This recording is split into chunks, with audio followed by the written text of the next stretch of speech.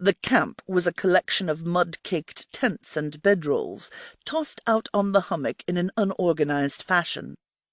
The stench of disease hung over it, and they passed a row of half a dozen men squatting over a shallow latrine, their heads between their knees, moaning pitifully. Taniel spotted 3 corpses tossed unceremoniously off to one side. They were almost at the center of the camp before anyone noticed them. A soldier sitting on a root beside the largest of the tents looked up from his whittling, his eyes growing large. "Enemy contact!" he said in Kez, scrambling to his feet. "Enemy contact!" He produced a musket from behind his makeshift seat and leveled it at Taniel. The camp fell out, men and women emerging from their tents or coming in from guard duty, muskets and swords at the ready.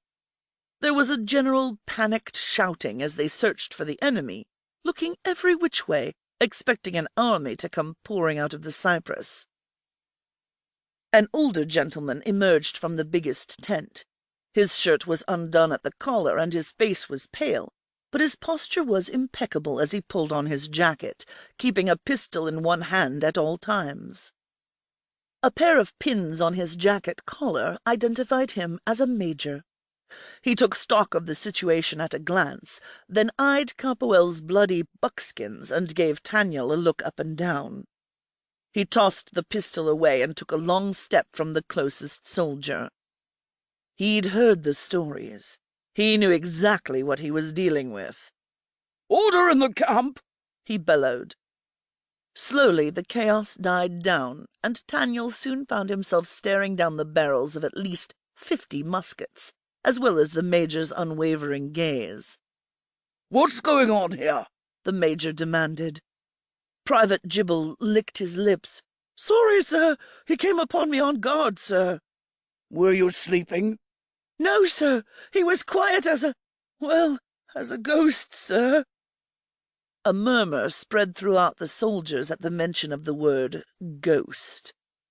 The Kez major considered this for a moment, then addressed Taniel in Adran. "Who are you and what are you doing in my camp?" "My name," Taniel said, speaking loudly in Kez, "is Taniel Two-Shot. I'm a captain with the Tristan Ghost Irregulars." There was a shuffle and creak as fingers tightened on triggers and footing was reassured. "In case you were wondering," Taniel continued, "I'm the one who killed your privileged 3 days ago." "We know who you bloody well are, Powder Mage," the major said. "My name is Major Daxon Chabuka, and this is the 108th Regiment of His Majesty's Peacekeepers. You kill my guards and come into my camp with a loaded weapon?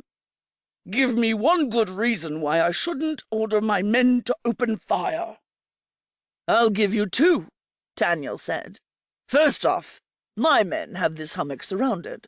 Second, I could detonate all of your powder with a single thought, killing or wounding everyone here before they could pull their triggers." "Then why haven't you already?" Booker asked. "Because, like you, I'm a soldier, not a butcher." "You're a powder mage," Major Booker responded with more than a little disdain. "Don't pretend like you're one of the rank and file. Besides, if we were surrounded, my guards would have notified me already." "Like this one?" Taniel asked, poking Gibble in the small of the back. Booker eyed Taniel and Ka-poel for a long moment, as if weighing his options. The muskets of his men had already begun to waver, but there was a steely stubbornness in Booker's eyes that made Taniel a little bit nervous.